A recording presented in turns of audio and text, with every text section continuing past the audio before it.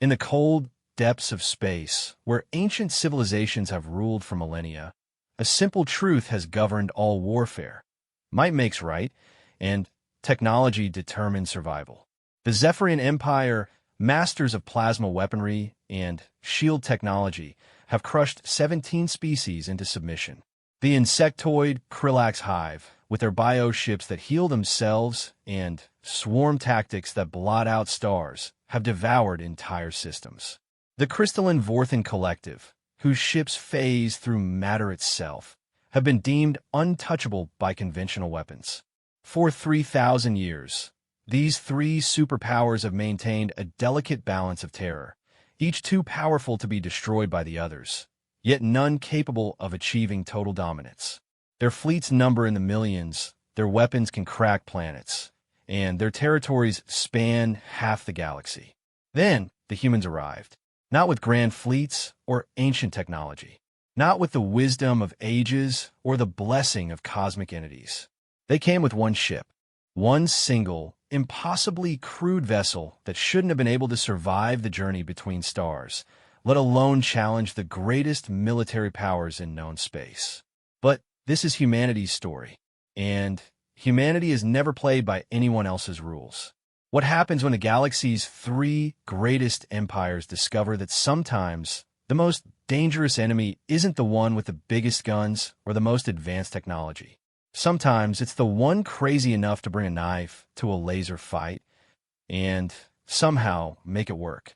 The stars are about to learn why you should never underestimate the species that turned their own planet's deadliest predators into pets, who declared war on their own atmosphere and won, and who looked at the impossible distance between worlds and said, "Hold my beer." This is the day everything changed. This is the day the galaxy met humanity. Admiral Zexthara of the Zephyrian Empire stood before the massive viewing portal of her flagship, the Stellar Dominance, watching the routine patrol through the neutral zone.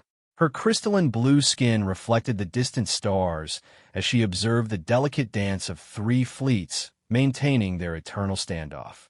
The Zephyrian vessels gleamed like silver daggers, their hulls crackling with barely contained plasma energy.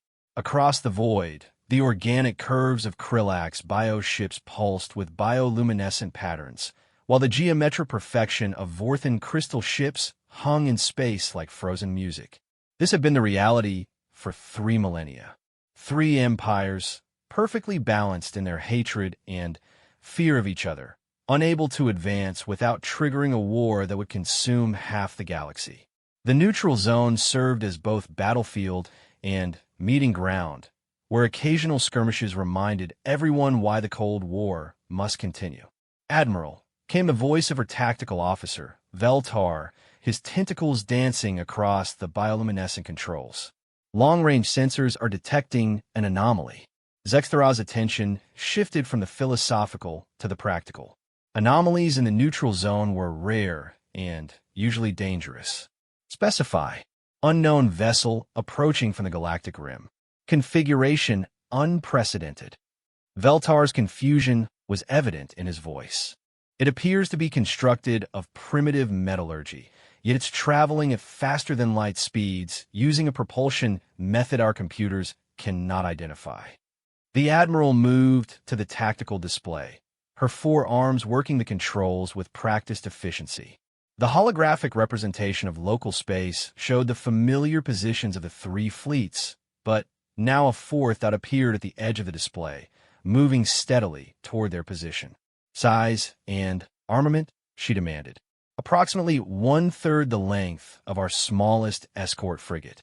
"Armament?" Veltar paused, his bioluminescent patches flickering with confusion. "Admiral, sensors indicate no recognizable weapons systems. No plasma conduites, no bioveapon pods, no phase modulators." The hull appears to be constructed primarily of iron and carbon-based composites. Zexthara felt a chill run through her exoskeleton. Iron and carbon? Such primitive materials hadn't been used for spacecraft construction by any known civilization for over 10,000 years. Either this was an elaborate deception, or they were about to encounter something completely outside their experience.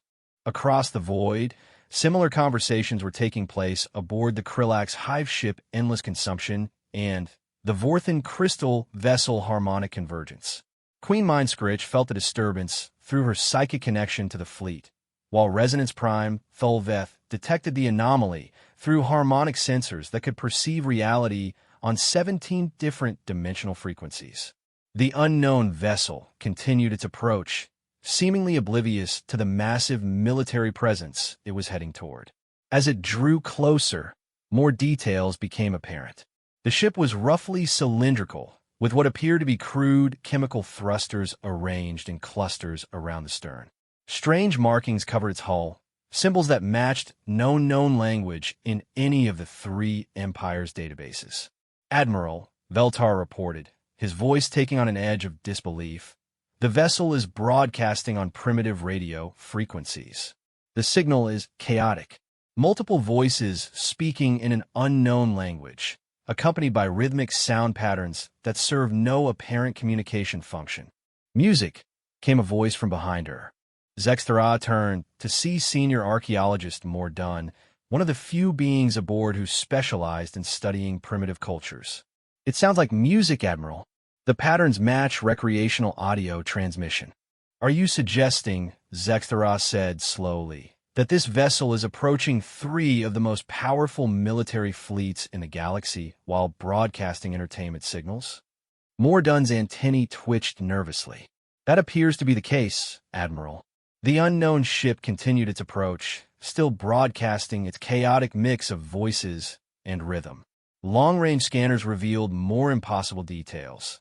The vessel appeared to be crewed by bipedal creatures with soft, pink skin and no visible natural weaponry. Their technology was so primitive that they were using actual transparent materials for viewing ports instead of force field barriers.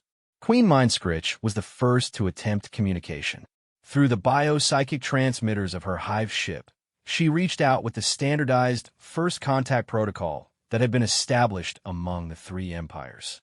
The response was immediate and completely unexpected. A voice, speaking in clear galactic standard, responded, "Well, howdy there. This is Captain Sarah Chun of the Earth Vessel UES Determination. Nice to meet y'all. Is this the local welcoming committee?" The silence that followed this transmission stretched across all three fleets. Earth? No planet by that designation existed in any known star chart. And the casual, almost cheerful tone of the response suggested either complete ignorance of the situation or confidence beyond any rational measure. Admiral Zexthara was the first to respond, her voice carrying the authority of countless victories. "Unknown vessel, you are approaching a restricted military zone containing the combined fleets of three major galactic powers. State your intentions and prepare to be escorted to a neutral facility for processing." "Oh, military zone? Well, shoot, I'm sorry about that. Didn't know y'all were having a get-together out here." The voice paused, and background chatter could be heard before it resumed. "Tell you what, we're just passing through, heading for that nice yellow star over there to say hello to whoever lives in the neighborhood. No harm intended." Resonance Prime Thulveth found this response so incomprehensible that his crystalline form actually shifted frequency in confusion. Through the quantum communication array, he transmitted to the other fleet commanders.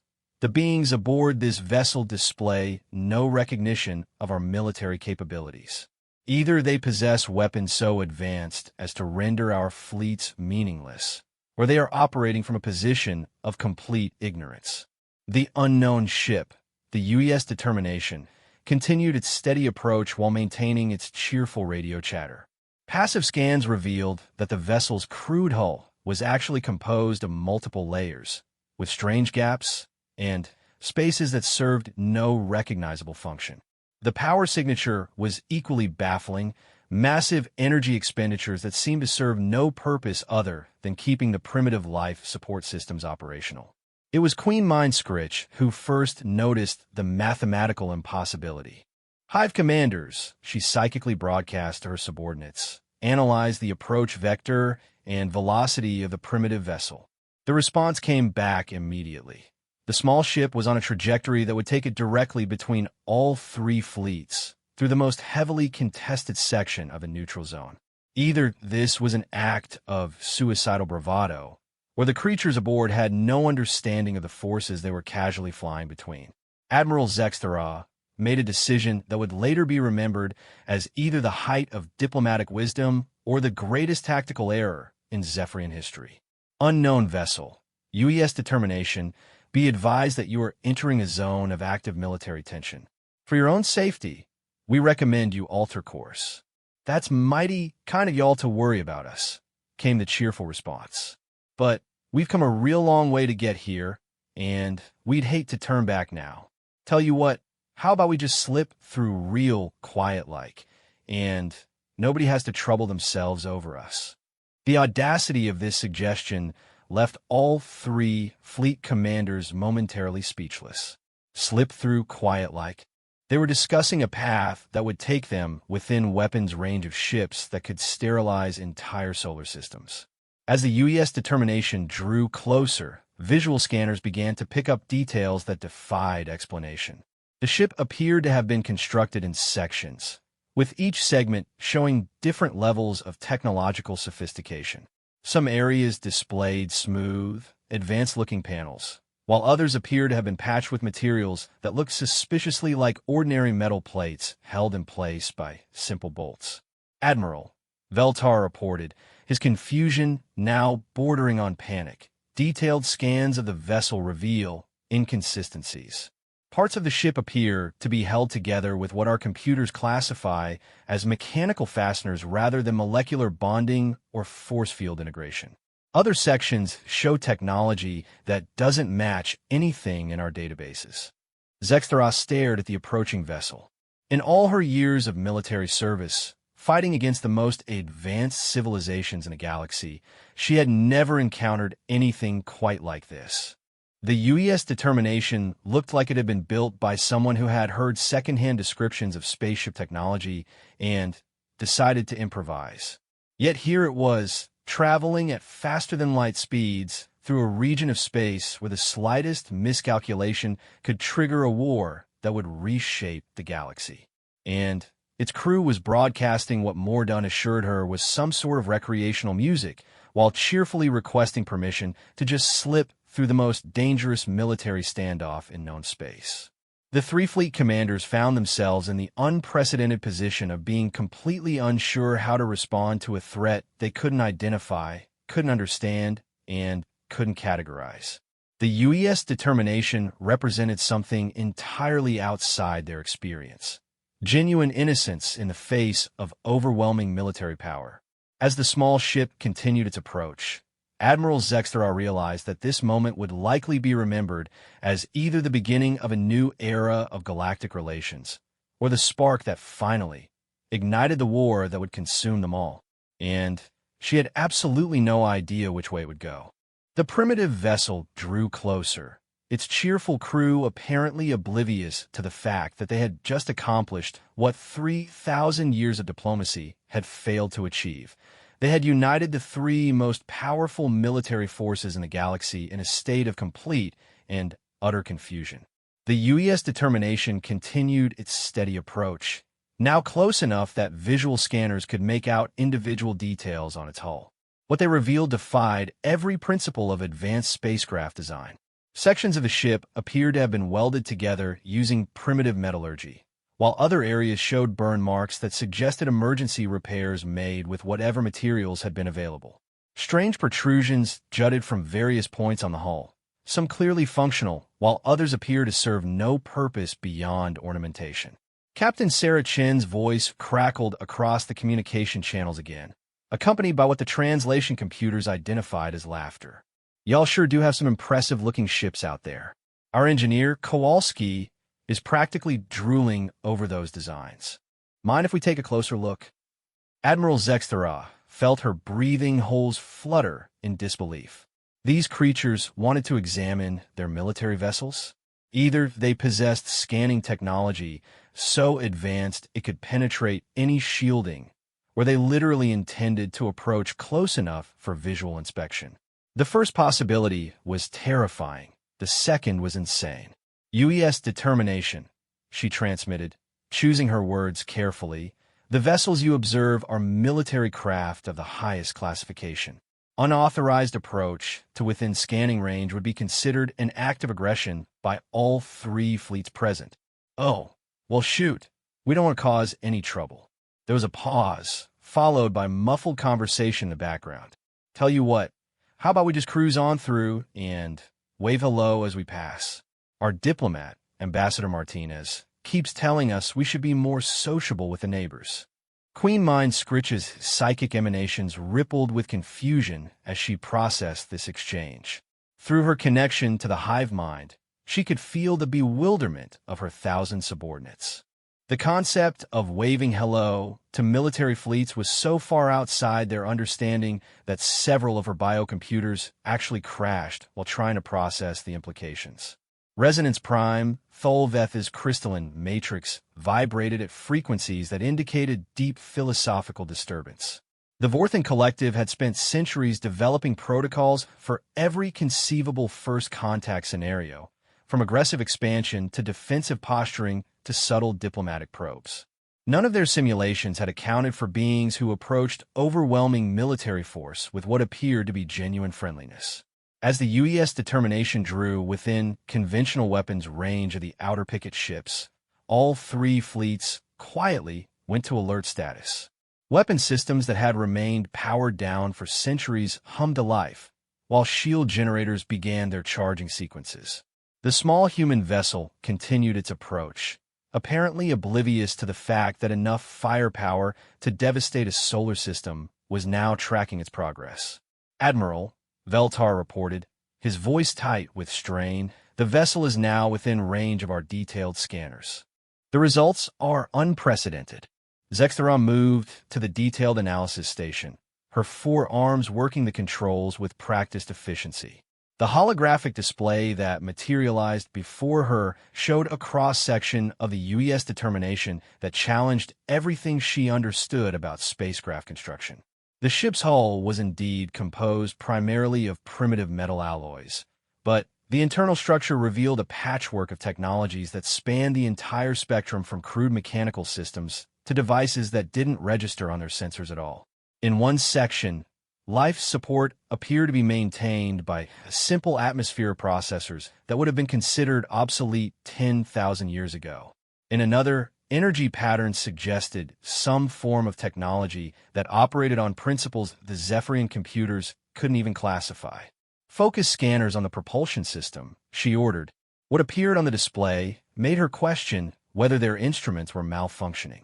The UES determination's faster-than-light drive consisted of what appeared to be a crude fusion reactor coupled to a device that generated spatial distortions through a method that violated at least three fundamental laws of physics as understood by galactic civilization.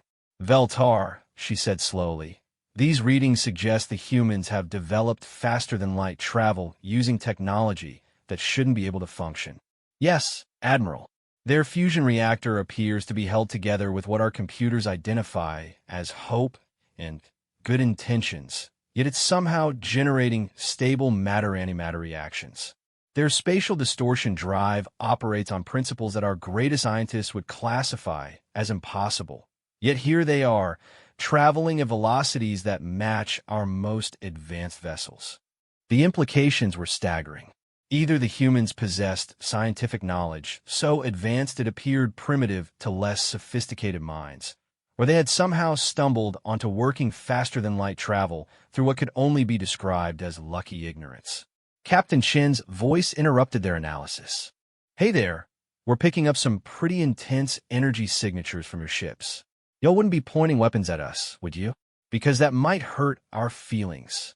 The casual tone in which she delivered what amounted to an observation about Galaxy-class weapons systems aimed at their vessel left Admiral Zexthera speechless. Either these humans possessed defensive systems that rendered three fleets' worth of weapons meaningless, or they were discussing potentially lethal military action with the same casual concern as a social slight. Queen Mindscritch decided to attempt direct communication. Using her biopsychic transmitters, she reached out to establish mental contact with the human vessel. The response was immediate and completely unexpected.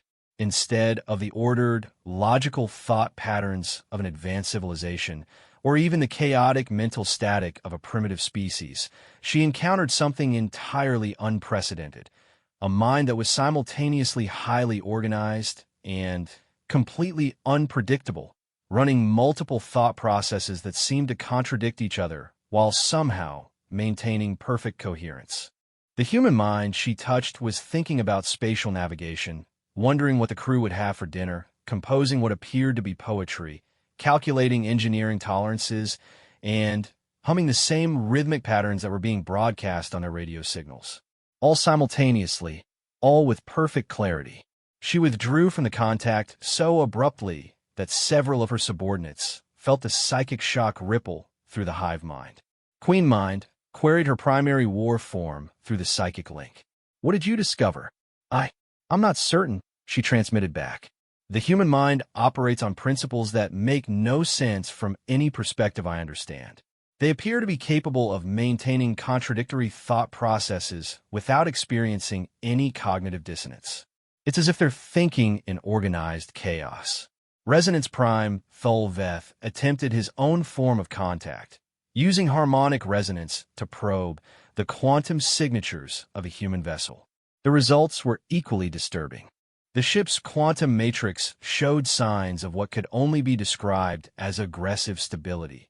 It seemed to maintain its structural integrity through sheer stubborn refusal to acknowledge the forces trying to tear it apart.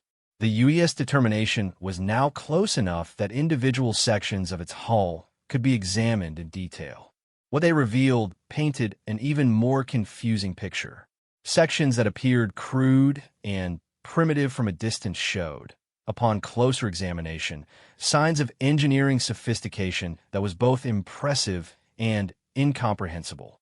A simple-looking hull panel turned out to be constructed from a metal alloy that their computers couldn't identify, while what appeared to be advanced sensor arrays were revealed to be constructed from materials that could be found in any basic electronic shop. All fleets, this is Admiral Zexthera. She transmitted on the Tri-Fleet command frequency. I'm beginning to suspect that we are dealing with something entirely outside our previous experience. These humans appear to have developed advanced technology through methods that contradict everything we understand about technological development. Agreed, came the harmonic response from Thulveth. Their approach to physics appears to be less understanding fundamental principles and more making things work through determination and creative ignorance. Queen Mind Scritch's psychic transmission carried overtones of deeply disturbed confusion. Their mental patterns suggest they are simultaneously highly intelligent and completely unaware of their own impossibilities. They appear to have achieved faster-than-light travel by refusing to accept that it was impossible. The three fleet commanders found themselves in the unprecedented position of observing a technological approach that was simultaneously primitive and advanced, logical and chaotic, impressive and terrifying. The humans had apparently developed interstellar travel by combining sophisticated engineering with what could only be described as enthusiastic improvisation. Captain Chen's voice interrupted their analysis again. "Hey, we're getting some readings that suggest y'all might be trying to scan our ship. That's fine by us. Scan away. Kowalski actually wants to know if you could send us some technical specifications for those shield generators you're running. He's got some ideas about improving our defensive systems, and he thinks your energy distribution patterns might give him some inspiration." The request was so audacious that for a moment, none of the three fleet commanders could formulate a response.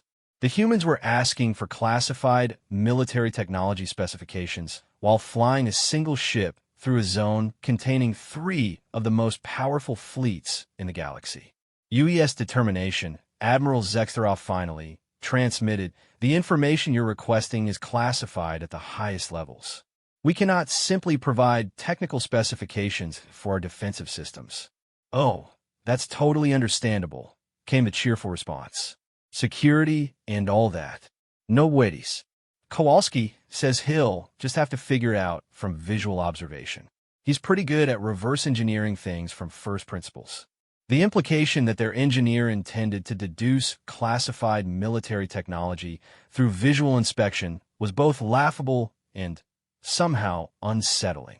Yet given what they had observed of human technological development, it didn't seem entirely impossible. As the U.S. determination continued its approach toward the center of the formation, where all three fleets maintained their careful balance, the magnitude of what was happening began to sink in. These humans, with their impossible ship and their cheerful ignorance of proper military protocol, were about to accomplish something that 3,000 years of careful diplomacy had avoided. They were going to fly a foreign vessel directly through the most carefully maintained neutral zone in the galaxy. And somehow, none of the three most powerful military forces in known space could figure out how to stop them without potentially triggering the war they had all been trying to avoid. The humans had achieved the ultimate diplomatic coup through the simple expedient of being too innocent to realize it was impossible. The U.S. determination had now reached the point where it was equidistant from all three fleets, floating in the exact center of what had been the most carefully maintained neutral zone in the galaxy for 3 millennia. Captain Sarah Chin's cheerful voice continued to broadcast updates on their progress, apparently unaware that her small ship had just positioned itself at what was arguably the most strategically sensitive location in known space. "Well, this is real pretty out here," she transmitted, her voice carrying genuine appreciation. "The view from between your fleets is something else. Our navigator, Lieutenant Park, is getting some beautiful photographs for the folks back home. Mind if we take a few minutes to appreciate the scenery?" Admiral Zexthera felt her exoskeleton click with tension. The humans wanted to stop in the middle of a neutral zone to take photographs of 3 military fleets that were supposedly secret. For people back home who, according to their own statements, lived somewhere called Earth, which didn't appear in any known star charts. U.S. determination, she transmitted, working to keep her voice level. "This location is not suitable for extended observation. We strongly recommend you continue on your planned trajectory." "Oh, we're not planning to camp out or anything," came the response. "Just want to get a few good shots."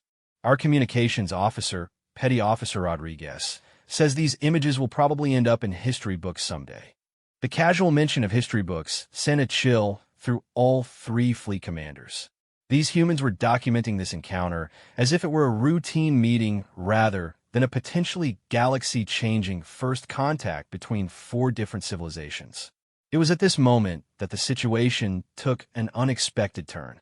Long-range sensors detected a new contact approaching from the rim war direction, a Krillax scout ship that had apparently been conducting routine patrol operations and was now returning to the main fleet. The bioship's approach vector would take it directly past the U.S. determination, well within what the Krillax considered their territorial waters. Queen Mind Scritch felt the aggressive impulses of the scout ship's crew through their psychic link. The presence of an unknown vessel in what they considered Krillax space triggered deep-seated territorial responses that were part of their genetic programming. The scout ship began accelerating toward an intercept course, its bioweapons coming online automatically. Hive Commander Escarthak, she transmitted through the biopsychic link, "You will maintain peaceful posture and avoid any aggressive action toward the unknown vessel." The response came back laden with confusion and barely suppressed aggression. "Queen Mind, the alien vessel violates our territorial boundaries. Hive programming requires defensive response. Override Hive programming. This is direct Queen Mind command priority." The scout ship's approach had been noticed by the other fleets as well. Admiral Zexthera watched the tactical display with growing concern as the Krillax vessel continued its aggressive approach toward the human ship. If the scout ship attacked the U.S. determination, the careful balance that had maintained peace for 3,000 years would be shattered in seconds. "All vessels," she transmitted on the emergency tri-fleet frequency, "maintain peaceful posture. No aggressive action is authorized." But Hive Commander Escarthak was operating on pure biological impulse now. The scout ship's bioweapons had reached full charge, and its approach had shifted to what was unmistakably an attack run. Through the biopsychic link, Queen Mind Scritch could feel his reasoning. The alien vessel was small, apparently defenseless, and violating Krillak's space. Standard Hive programming demanded its immediate destruction. Captain Chen's voice crackled across the communication channels, no longer carrying its previous cheerful tone. "Hey there, folks. We've got what looks like an aggressive approach for one of your ships. Looks like it's charging weapons. Should we be concerned about this?" The question hung in space for a moment, while three fleet commanders grappled with the realization that they were about to witness either the destruction of a human vessel or the discovery of whatever defensive capabilities had given these primitive-appearing beings the confidence to fly alone through contested space. Admiral Zextera made a desperate attempt at intervention. "U.S. determination, recommend immediate evasive maneuvers. Krillak's vessel is operating on automatic defensive programming and may not respond to command override." "Well, that's not good," came Captain Chen's response. There was a pause, followed by conversation in the background that the universal translators couldn't quite pick up. "Kowalski says he's been wanting to test some modifications he made to our defensive systems. Guess now's as good a time as any." The Krillak's scout ship opened fire, unleashing a barrage of bioplasma that would have been sufficient to destroy any vessel of the U.S. determination's apparent size and construction. The energy bolts lanced across space, each one carrying enough destructive force to punch through advanced military shielding. What happened next defied everything that Admiral Zextera understood about defensive technology. Instead of attempting to evade the incoming fire or raising energy shields to deflect it, the U.S. determination did something completely unexpected. It began moving directly toward the attacking vessel, while the bioplasma bolts simply stopped working. The energy weapons that should have torn the human ship apart seemed to lose cohesion the moment they came within a certain distance of the hull. The destructive plasma simply dispersed into harmless radiation, as if it had suddenly forgotten how to be dangerous. "What in the name of the void?" Admiral Zextera breathed, watching her sensor displays struggle to explain what they were observing. "Kowalski's field dampener seems to be working pretty well," Captain Chen's voice reported with satisfaction, "though he says the power consumption is higher than he calculated. We might need to recalibrate the fusion reactor if we keep this up for long." Field dampener? The term meant nothing to any of the databases aboard the three fleets. Yet somehow the humans had developed technology that rendered directed energy weapons ineffective. Not deflected, not absorbed, just neutralized. The Krillak's scout ship, operating on pure biological programming, responded to the failure of its primary weapons by switching to kinetic projectiles.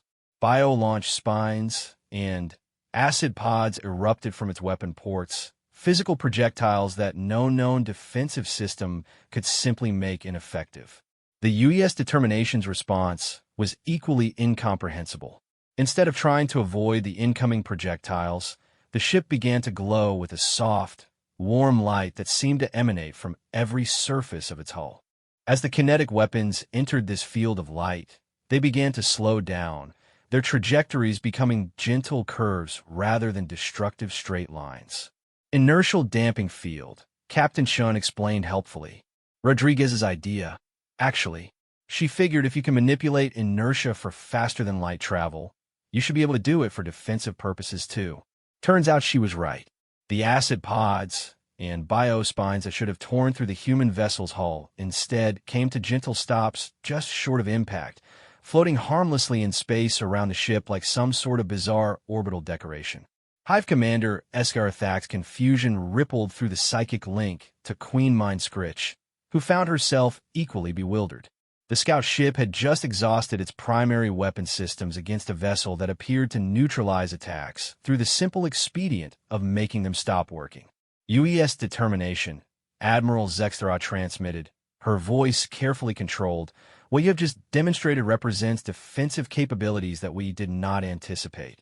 "How is this possible?" "Oh, you mean the dampener fields?" Captain Chen's cheerful tone had returned. "Well, Kowalski says it's all about understanding that energy and matter are really just different states of the same thing, and if you can convince them to be in a different state than dangerous to humans, they generally cooperate. Rodriguez adds that the universe is basically friendly. You just have to ask nicely." The explanation was simultaneously technical and philosophical, scientific, and completely absurd. Yet there was the evidence floating in space before them. A small, primitive-looking vessel that had just rendered the weapons of a Krillax scout ship completely ineffective through what appeared to be polite negotiation with the fundamental forces of physics. Resonance Prime, Tholvetha's harmonic analysis of the event was equally disturbing. The humans appear to have developed technology that operates by convincing matter and energy to behave differently rather than forcing compliance through application of superior force. This represents a completely unprecedented approach to defensive systems. The strategic implications were staggering. If the humans could neutralize directed energy weapons and kinetic projectiles through some form of field manipulation, traditional military doctrine became meaningless. Every tactical manual in all three fleets would need to be rewritten from scratch. UES determination. Queen Mind Scritch transmitted, her psychic voice carefully modulated to avoid any hint of aggression. Your defensive capabilities are impressive. Would you be willing to explain the principles behind this technology? Sure thing, came the enthusiastic response. Though, I should warn you, Kowalski gets pretty excited when he talks about physics, and sometimes he uses words that don't translate well. The basic idea is that if you treat the universe like a really big, friendly dog, it'll usually do what you want as long as you ask nicely and offer it something it likes in return. The description of advanced defensive technology in terms of pet care techniques left all three fleet commanders struggling to formulate responses. Either the humans were operating from a completely different understanding of physics than the rest of galactic civilization, or they had stumbled onto something so advanced that it only appeared primitive to less sophisticated minds. The Krillax scout ship, having exhausted its weapons and achieved no visible effect on its target, found itself in the unprecedented position of being completely ineffective against what appeared to be a civilian vessel. Hive Commander Escarthak's bewilderment rippled through the biopsychic link as he tried to process the failure of every weapon system he possessed. UES determination, Admiral Zexara transmitted, your vessel appears to be unharmed by the attack. Do you require any assistance? Nah, we're fine, Captain Chen replied. Though Kowalski wants me to thank your friend there for the field test. He says the data from this encounter will help him improve the system efficiency by about 12%. The casual dismissal of a military attack as a helpful field test left Admiral Zexara feeling as though she had somehow lost control of reality itself. These humans had just neutralized a Krillax attack and were treating it as a research opportunity. The failure of the Krillax scout ship's attack had profound implications that rippled through all three fleets. For the first time in 3,000 years, a vessel had demonstrated the ability to completely neutralize both directed energy and kinetic weapons through unknown means. The carefully maintained balance of terror that kept the three empires in check was suddenly challenged by the existence of defensive technology that rendered traditional warfare obsolete. Admiral Zextara found herself facing a strategic problem she had never been trained to handle. Military doctrine assumed that while defensive capabilities might reduce damage from an attack, they could never completely neutralize it. The UES determination had just proven that assumption wrong. Admiral Veltar reported, his voice tight with strain, fleet commanders throughout the Armada are requesting clarification on threat assessment protocols. The unknown vessel has demonstrated capabilities that don't fit any of our threat classification systems. She could understand their confusion. How do you classify a threat that appears primitive but demonstrates impossible defensive capabilities? How do you respond to a vessel whose crew treats military attacks as research opportunities? Maintain peaceful posture, she ordered. Continue monitoring.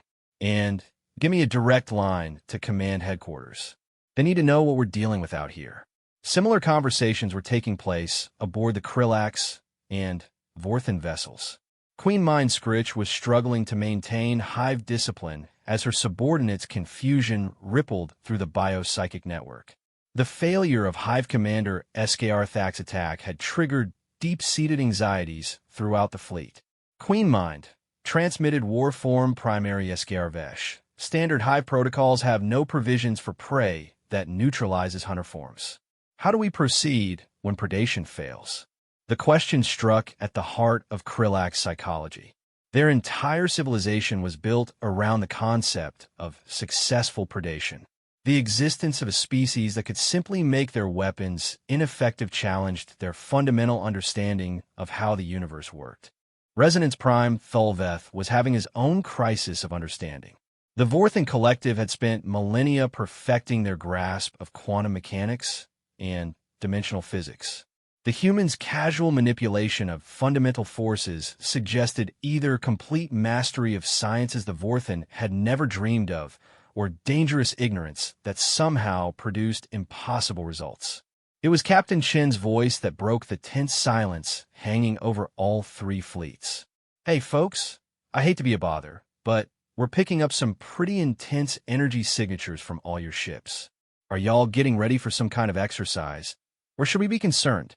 The question was innocent enough, but it highlighted a disturbing reality. The humans had somehow detected that all three fleets had quietly gone to combat alert status. Their sensors were apparently sophisticated enough to recognize the subtle changes in energy output that indicated weapons systems coming online and shield generators preparing for battle. Admiral Zextra realized they had reached a critical decision point. The UES determination represented either an incredible opportunity or an existential threat to the balance of power that had maintained galactic peace. Either way, she needed more information. "UES determination," she transmitted. "We would like to propose a formal meeting. Would your captain be willing to come aboard one of our vessels for diplomatic discussions?" The response was immediate and cheerfully agreeable. "That sounds great. Captain Chun loves meeting new folks. Which ship should she visit?" The simplicity of the response masked a complex problem. All three fleet commanders wanted the opportunity to study these humans more closely, but hosting the meeting would give one fleet a potential advantage over the others. The location of first formal contact could have profound political implications.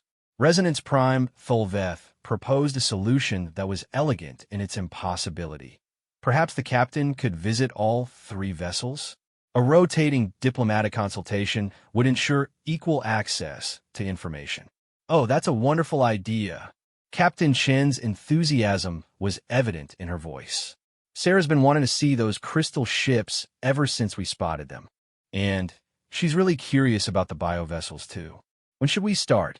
The casual agreement to visit all three ships revealed either complete trust or complete ignorance of the potential dangers. Either the humans had such advanced defensive capabilities that they considered themselves safe anywhere, or they were operating from a level of innocence that bordered on the suicidal. Admiral Zexthara found herself designated as the first host, a responsibility that felt both like an honor and a potential death sentence. If these humans were as dangerous as their defensive capabilities suggested, bringing their captain aboard the Stellar Dominance could be catastrophic. If they were as innocent as they appeared, the responsibility for galactic peace might rest on her ability to manage the first formal diplomatic contact. UES determination, we would be honored to receive Captain Shun aboard the Stellar Dominance. Can your vessel match docking configurations with our shuttle bay? Let me check with our pilot. There was a pause, followed by background conversation. Lieutenant Park says she can make it work. Our docking systems are pretty adaptable. When would be convenient for y'all? The scheduling of galaxy-changing first contact, as if it were a social visit, left Admiral Zexthara struggling to maintain her composure. Immediately would be acceptable if Captain Shun is available. Perfect. She's already suiting up. Fair warning, though. She might seem a bit informal by your standards. Humans tend to be pretty casual about protocol. The understatement of that warning became apparent when Captain Sarah Chen's shuttle approached the Stellar Dominance. Visual scanners revealed a small craft that appeared to have been constructed using the same impossible combination of primitive materials and inexplicable engineering that characterized the UES determination. The shuttle's approach was flawless despite the fact that its pilot was apparently flying manually rather than using automated docking systems. Admiral Zexteral waited in the shuttle bay with a full honor guard, prepared to receive what might be either a diplomatic representative of an advanced civilization or a potentially dangerous alien whose capabilities were completely unknown. What emerged from the shuttle was neither. Captain Sarah Chun was a woman of medium height with graying brown hair and laugh lines around her eyes that suggested someone who found the universe generally amusing. She wore what appeared to be a simple jumpsuit decorated with patches and insignia that meant nothing to any known database. Her first action upon stepping onto the deck of the Stellar Dominance was to look around with obvious appreciation and say, "Well, this is certainly impressive. Y'all really know how to build ships." The complete lack of ceremony or apparent concern about being surrounded by armed alien guards in the heart of an advanced military vessel left Admiral Zexter momentarily speechless. Either Captain Chun possessed confidence backed by capabilities that rendered the entire Zephyrian fleet irrelevant, or she was genuinely delighted to be making new friends regardless of the circumstances. "Captain Chun," Admiral Zexter began, employing her most formal diplomatic tone. "Welcome aboard the Stellar Dominance. I am Admiral Zextera of the Zephyrian Empire. Pleased to meet you, Admiral. Please call me Sarah. And thank you for the invitation. I have to say, your ship is beautiful. The way you've integrated plasma technology with structural support systems is really elegant. Our engineer would love to see this." The casual technical observation, delivered as friendly conversation, revealed that Captain Chun had somehow analyzed major aspects of Zephyrian military technology during her brief walk from the shuttle to the meeting area. Either she possessed scanning equipment that could penetrate military shielding, or she was capable of deducing advanced engineering principles through visual observation. "Captain Sarah," Admiral Zexteras said, testing the informal address, "we are very interested in learning more about your people and your technology. Your defensive systems are unlike anything in our databases." "Oh, those old things?" Kowalski just likes to tinker. Back home, he was always taking apart kitchen appliances to see how they worked, then putting them back together in ways that worked better. Same principle, really, just applied to bigger problems.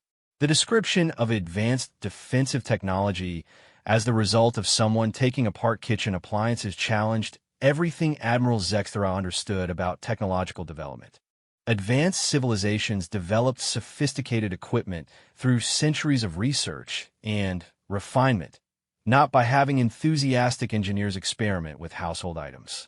"Sarah," she said carefully, "your vessel demonstrated the ability to neutralize both directed energy weapons and kinetic projectiles. This represents a significant advancement in defensive technology. How was this achieved?" Captain Chen's face lit up with enthusiasm. "Oh, you want to hear about the dampener fields? Well, it all started when Rodriguez was complaining about how the coffee maker kept shorting out during faster-than-light jumps. Kowalski figured out that the problem was that electrical devices don't like it when local physics get unstable, so he developed a field that convinces electrons to behave more consistently." She paused, apparently organizing her thoughts. Once he figured out how to stabilize electron behavior, he realized the same principle could be applied to other particles. Make protons friendly, get neutrons to cooperate, convince photons to be less energetic. The universe is actually pretty reasonable. You just have to approach it right. Admiral Zextera found herself in the surreal position of receiving a technical briefing on advanced physics that was simultaneously incomprehensible and delivered in the tone of someone discussing home repairs. Either Captain Chun was deliberately obscuring the true nature of their technology, or humans had genuinely developed faster-than-light travel and defensive systems through what could only be described as enthusiastic improvisation. "Sarah," she said slowly, "are you saying that your people developed these technologies without formal scientific research programs?" "Oh, we had plenty of research. It's just that our best results came from folks who treated science like a hobby rather than a job." Rodriguez started out studying music theory and ended up discovering new principles of harmonic physics. Kowalski was working on improving bicycle designs when he figured out how to bend spacetime. Park was trying to breed better tomatoes when she discovered how to navigate by quantum entanglement. The casual mention of discoveries that would revolutionize galactic civilization as side effects of personal interests left Admiral Zexthera feeling as though reality itself had become unreliable. These humans had apparently achieved technological breakthroughs through the simple expedient of treating the universe as an interesting puzzle to be solved for fun. As Captain Chun continued her cheerful explanation of human technological development, Admiral Zexthera began to understand that she was dealing with something completely outside her experience. A species that had achieved advanced capabilities through genuine curiosity and enthusiasm rather than military necessity or economic pressure. The implications were both wonderful and terrifying. 3 hours later, Admiral Zexthera stood in her private command chamber, staring out at the impossible sight before her. The U.S. determination floated peacefully in the center of what had once been the most carefully maintained neutral zone in the galaxy, while representatives from all three fleets worked together to establish the framework for what Captain Chen cheerfully called proper neighborly relations.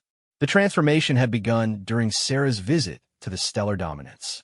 Her enthusiastic questions about Zephyrian technology, combined with her casual offers to share human innovations, had created an atmosphere of scientific cooperation that was completely unprecedented in galactic history. When she mentioned that Kowalski would be happy to show anyone interested how the dampener fields worked in exchange for a chance to examine plasma manipulation techniques, she had unknowingly proposed the first voluntary technology exchange between former enemies in recorded galactic history. The visit to Queen Mind Scritch's bio ship had been equally revolutionary. Captain Chen's genuine fascination with bioengineering, coupled with her innocent questions about the hive mind structure, had led to discoveries that challenged fundamental assumptions about consciousness and collective intelligence. When she casually mentioned that humans used something called the Internet to share information across their planet instantly, she had inadvertently described a technological solution to problems the Krillax had been wrestling with for millennia. Her time aboard Resonance Prime Tholvetha's crystal vessel had perhaps been the most transformative of all. The Vorthan's perfect mathematical understanding of dimensional physics had met Captain Chen's intuitive grasp of practical problem-solving, resulting in theoretical breakthroughs that neither species could have achieved alone. When she mentioned that humans had developed faster-than-light travel by asking space-time really nicely to bend a little differently, she had proposed an approach to physics that was simultaneously absurd and profound. Now Admiral Zexthera watched as shuttlecraft moved between all four vessels, carrying scientists, engineers, and philosophers who were discovering that the galaxy was far stranger and more wonderful than any of them had imagined. The humans had accomplished something that 3,000 years of careful diplomacy had failed to achieve. They had convinced 3 enemy fleets to start talking to each other. "Admiral," Veltar reported, his voice carrying notes of wonder that she had never heard before. Preliminary analysis of human technological principles suggests that their approach to science may be fundamentally different from our own. Rather than developing technology to overcome natural forces, they appear to have developed ways to cooperate with them. The implications were staggering. Every major galactic civilization had built their technology on the principle of imposing order on natural chaos, forcing matter and energy to behave according to their will through the application of superior understanding and power. The humans appear to have achieved greater results by treating the universe as a cooperative partner rather than a force to be conquered. "Sir," Veltar continued, "Dr. Kowalski has provided specifications for what he calls a basic friendship field generator.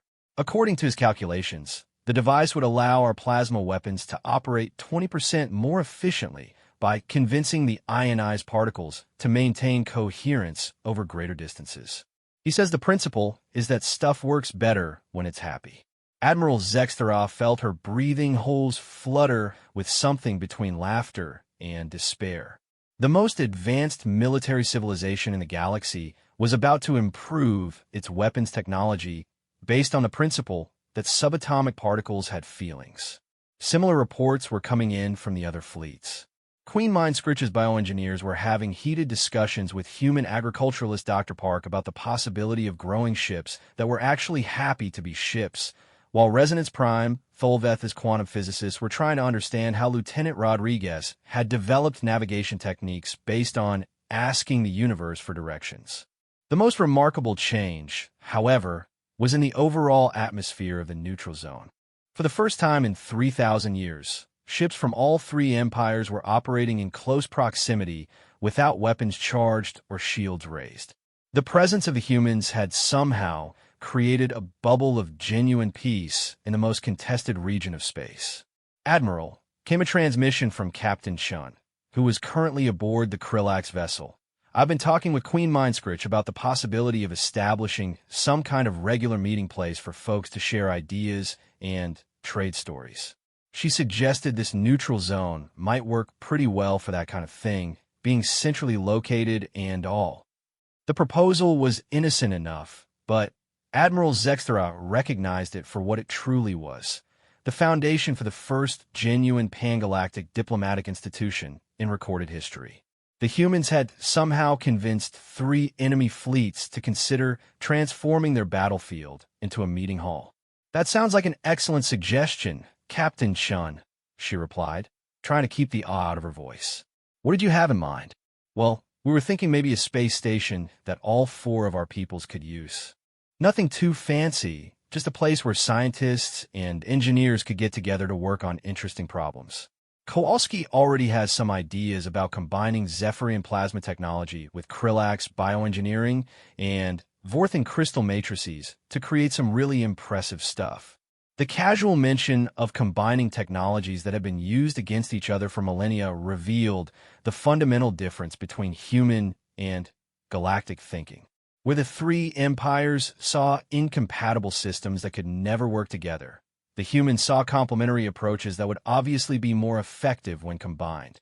3 months later, Admiral Zexthera stood in the observation deck of Harmony Station, watching construction crews from all four species working together to complete the galaxy's first truly international space station. The irony was not lost on her that the most advanced construction project in galactic history was being built using techniques that combined Zephyrian precision engineering with Krillax biological adaptation, Vorthan quantum manipulation, and human enthusiastic improvisation. The results were extraordinary. Sections of the station that had been grown using Krillax bioengineering were more efficient and comfortable than anything that could have been built using traditional construction techniques.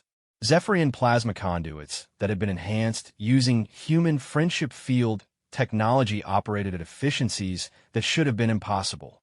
Vorthan crystal matrix computers that incorporated human intuitive processing principles could solve problems that had previously been considered computationally impossible. Admiral, Dr. Kowalski said, approaching with his characteristic enthusiasm, I wanted to thank you for sharing those plasma manipulation techniques. I think we figured out how to use them to improve our faster-than-light drive efficiency by about 30%. Turns out plasma really likes it when you ask it to do interesting things instead of just telling it where to go. Admiral Zexthera had learned not to be surprised by anything Dr. Kowalski said anymore. In the past 3 months, he had revolutionized Zephyrian technology by applying human principles that were simultaneously scientifically rigorous and completely absurd. His latest project involved teaching fusion reactions to be more socially responsible by producing energy more efficiently and with less radioactive waste. Dr. Kowalski, she said, I've been meaning to ask you something.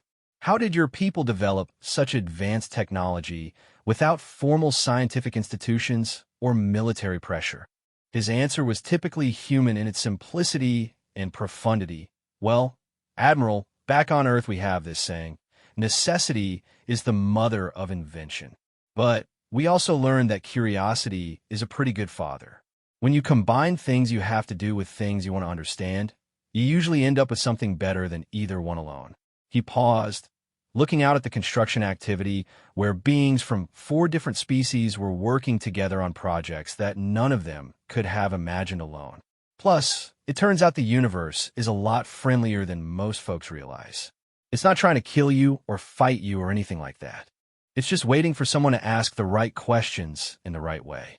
As Admiral Zexarow watched a Krillax bioengineer and a Vorthan quantum physicist collaborate on a project under human supervision, she began to understand that Captain Chun and her crew had given the galaxy something more valuable than advanced technology or defensive capabilities. They had given them a completely new way of thinking about existence itself. The three empires had spent millennia locked in a balance of terror, convinced that survival required eternal vigilance against enemies who would destroy them given the opportunity. The humans had proven that cooperation was not only possible, but actually more effective than competition. They had demonstrated that the universe was not a hostile environment to be conquered, but a complex system that worked better when all its components were healthy and happy. 6 months later, Harmony Station had become the unofficial capital of what historians would later call the Galactic Cooperative. Trade routes that had been closed for millennia were reopening as former enemies discovered the benefits of peaceful exchange. Scientific research that had been stalled by the limitations of single-species thinking was advancing at unprecedented rates through cooperative effort. The transformation had not been without its challenges. There were still military commanders in all three empires who viewed the cooperation with suspicion, still political factions that argued for a return to the old ways of mutual, assured destruction. But the tangible benefits of human-inspired cooperation were becoming impossible to ignore. Captain Sarah Chun, now officially designated as the first human ambassador to the galactic community, stood in the central plaza of Harmony Station, watching children from 4 different species play together using games that incorporated elements from all their cultures. The sight filled her with the kind of satisfaction that came from a job well done. Ambassador Chun, Admiral Zexarow said, approaching with what humans had taught her to recognize as a friendly smile, the latest reports from the outlying systems indicate that 17 more species have requested permission to join the cooperative. How do you think we should handle this level of interest? Sarah's response was typically human in its optimistic practicality. Well, Admiral, I reckon the more the merrier. The universe is a big place, and there's plenty of room for everyone. Besides, Kowalski's been working on some ideas about scaling up the friendship field generators, and he thinks we can probably handle a lot more neighbors than we originally planned. As Admiral Zexarow watched Ambassador Chen return to her conversation with a group of Krillax engineers about the possibility of growing ships that could sing, she reflected on the fact that the galaxy had been fundamentally changed by a species that approached the impossible with cheerful optimism and treated the universe like a friend they hadn't met yet. The humans had proven that sometimes the most profound revolutions begin with someone looking at an insurmountable problem and saying, well, that looks interesting. I wonder if we can fix it by being nice to it. And somehow, impossibly, it had worked.